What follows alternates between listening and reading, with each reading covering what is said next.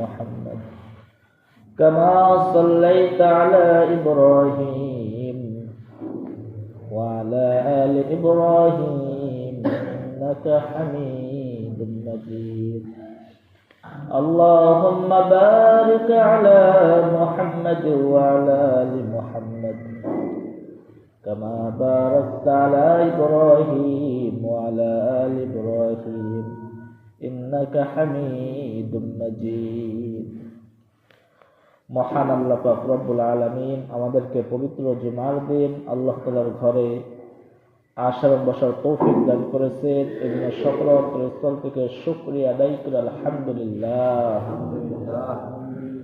মহান আল্লাহ পাক রব্বুল আলামিন আমাকে আপনাকে অত্যন্ত মায়া করে মহব্বত করে সৃষ্টি করেছেন।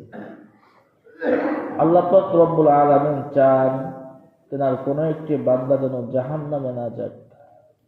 আল্লাহ পাক রব্বুল আলামিন অতি সুন্দর করে আমাকে আপনাকে সৃষ্টি করেছেন, যে প্রত্যেকটা বান্দাকে আল্লাহ পাক রব্বুল আলামিন দুনিয়াতে পাঠিয়েছেন যাতে ইবাদত করে সুন্দর আমল করে আমার কাছে আসতে পারে। আমি আল্লাহ পাক রব্বুল আলামিন জান্নাত দিতে বললাম সুবহানাল্লাহ। দুঃখের বিষয় দুনিয়াতে এসে দুনিয়ার মহাব্বতে পড়ে শয়তানের ধোঁকায় পড়ে জীবনে অনেক গুনাহের কাজ হয়ে যায়। আল্লাহ পাক রব্বুল আলামিন তাও বলেন, এ বান্দা যতই গুনাহের কাজ করো না কেন,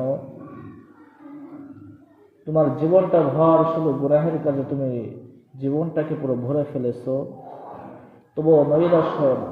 লা তাকনাতু মির রাহমাতিল্লাহ, আমার রহমত থেকে নৈরাশ হয় না। দুনিয়ার মানুষ তোমাকে নৈরাশ করতে পারে, আমি আল্লাহ পাক রব্বুল আলামিন নৈরাশ করব না। দুনিয়ার সমস্ত মানুষ আমি আপনি যখন অন্যায় করি, অন্যায়ের শাস্তি দেওয়ার জন্য দুনিয়ার মানুষ খোঁজে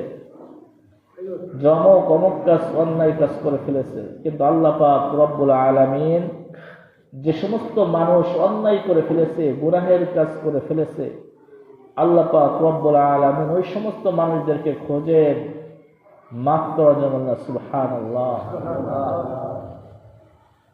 এরকম ঘটনা অনেক ঘটনা বর্ণিত আছে। হযরত ওমর রাদিয়াল্লাহু তাআলা আনহু একবার রাস্তা দিয়ে যাইতেছিলেন, হঠাৎ করে এক যুবকের কান্নার আওয়াজ। ওমর রাদিয়াল্লাহু তাআলা আনহুর সাথে যখন নাকি যুবকের সাক্ষাৎ হইল, ওই যুবক আরো হাউমাউ করে কান্নাকাটি করতেছে।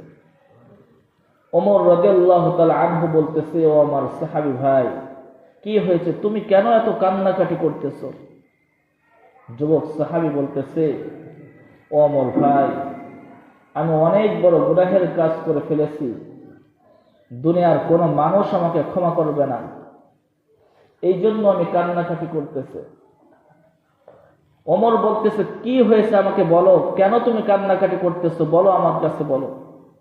ওই যুবক এবার বলতেছে, ও ওমর ভাই, আমার বাড়ি মদিনায়, আমার পেশা হলো এই মদিনায় যত মানুষ মারা যায়, মারা যাওয়ার সঙ্গে সঙ্গে পরের দিন রাত্রে আমি সেই কবর খনন করি। কবর খনন করে যে লাশের সাথে যে কাপড় থাকে, ওই কাপড়গুলো আমি উত্তোলন করে দোকানে নিয়ে বিক্রি করি। এটা অনেক বড় অন্যায়। যুবক বলতেছে, ওমর ভাই, শুধু এতটুক করে আমি অন্যায় শেষ করি নাই, এর থেকে বড় অন্যায় আমি করে ফেলেছি। আমি তো মদিনার প্রত্যেকটা কবর থেকে লাশের কাপড় উত্তোলন করে বিক্রি করি, কিন্তু 2 দিন আগে যে মদিনার একজন সুন্দর যুবতী মেয়ে মারা গেছে, তার কবর যখন আমি খনন করতে গিয়েছি, তখন তার কাপড় খুলেছি। শয়তান আমাকে আরো ধোঁকা দিতেছে যে এই যুবতী নারী তো দুনিয়ার বুকে ঘোরাফেরা করতো, তোর সাহস থাকতো না তার সাথে কথা বলা, আর সে নিথর দেহ নিয়ে মাটিতে পড়ে আছে, যা তুই ওর সাথে গুনাহের কাজ কর। আমার নফস খায়সাত এর তাওনায় পড়ে আমি ওই যুবতীর সাথে গুনাহের কাজ করে ফেলেছি, জিনা করে ফেলেছি। ওমর রাদিয়াল্লাহু আনহু শুনে বলতে, তুমি তো অনেক বড় অন্যায় কাজ করেছো। বলে, তারপর আমার কোনো সমস্যা হয় নাই।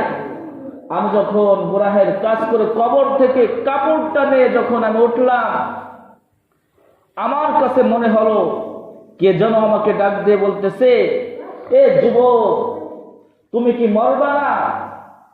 আমাকে তো আমার পরিবার গোসল করিয়ে ওযু করিয়ে পবিত্র করে কবরে রেখেছিল, কিন্তু আজ তুমি আমার সাথে যে কাজটা করেছো, নাপাক করে দিয়েছো আমাকে, আমি কিভাবে আমার আল্লাহর সামনে নাপাক অবস্থায় দাঁড়াইব? তুমি কি মরবা না? এই কথা যখন আমার কানে এসেছে, তখন থেকে আমার হুঁশ ফিরে এসেছে, আসলে আমারও তো মরতে হবে, কিভাবে আমার গুনাহের মাফ করা যায়, এই জন্য আমি কান্নাকাটি করতেছি। ওমর বলতেছে, ও যুবক, চলো রাহমাতুল্লিল আলামিনের কাছে নিয়ে যাই। রসুলের কাছে যুবককে নিয়ে বলছে, এই সমস্ত ঘটনা বলেছে। রসুল কারীম সাল্লাল্লাহু আলাইহি ওয়াসাল্লাম বলেন, তুমি তো অনেক বড় গুনাহের কাজ করে ফেলেছো, তোমার কোনো ক্ষমা নাই। রসুল কারীম সাল্লাল্লাহু আলাইহি ওয়াসাল্লাম যখন এই কথা বলেছে, যুবকা ওখানে থাকেন নাই, দৌড়াই চলে গেছে পাহাড়ের উপর। পাহাড়ের উপর শুধু কান্নাকাটি আর কান্নাকাটি করতেই আছে। 3 দিন হয়ে যায়, 5 দিন হয়ে যায়। 7ম দিনে আল্লাহ পাক রব্বুল আলামিন জিবরাইলকে পাঠিয়ে দিয়েছেন, ও জিবরাইল যাও, রসুলের কাছে যাও। জিবরাইল আলাইহিস সালাম রসুলের কাছে এসে বলতে, ইয়া রাসূলুল্লাহ, ইয়া হাবিবাল্লাহ, আল্লাহ পাক রব্বুল আলামিন আমাকে আপনার নিকট পাঠিয়েছেন। বলে, কি জন্য পাঠিয়েছে বলো? বলে, এই দুনিয়া সৃষ্টি করছে কে? বলে, আল্লাহ তাআলা। আসমান বানিয়েছেন কে? আল্লাহ তাআলা। মানুষ সৃষ্টি করছেন কে? আল্লাহ তাআলা। মানুষের গুনাহ মাফ করবেন কে? আল্লাহ তাআলা। বলে, আপনি কিভাবে বললেন যে যুবকের গুনাহ মাফ হবে না? আপনি যুবককে তাড়িয়ে দিয়েছেন, যুবক পাহাড়ে পরে কোনো খাওয়া দাওয়া নাই। আল্লাহকে ডাকি ডেকে বলতো, আল্লাহ, আপনি আমাকে সৃষ্টি করেছেন, আপনি যদি আমাকে মাফ না করেন আমি কোথায় যাব? এইভাবে যখন কান্নাকাটি করতেছে, আল্লাহ পাক রব্বুল আলামিন সেই যুবকটাকে মাফ করলেন না। সুবহানাল্লাহ। রসুল সাহাবীকে ডাকবো, যাও ওই যুবককে ডেকে নিয়ে এসো। এ মুসলমান, আমার আপনার জীবন অনেক গুনাহের কাজ হয়ে গেছে, আমার আপনাকে নৈরাশ্যের কথা আল্লাহ তাআলা বলে নাই যে তোমার জীবনে যতই গুনাহের কাজ করো না কেন, তুমি আমার কাছে মাপ চাও, আমি আল্লাহ পাক রব্বুল আলামিন মাফ করুন না। সুবহানাল্লাহ। এই যে পিছনে যত নামাজ কমাই গেছে, আল্লাহকে যদি মাপ চায়, আল্লাহ তো অবশ্যই মাফ করবেন। আজ থেকে নামাজ পড়বো তো ইনশাআল্লাহ। আল্লাহ তাআলা সকলকে 5 ওয়াক্ত নামাজ জামাতের সাথে পড়ার তৌফিক দান করুন। সুন্নাত চালিয়ে রাখতে আমরা যেন সুন্নাত পড়ি।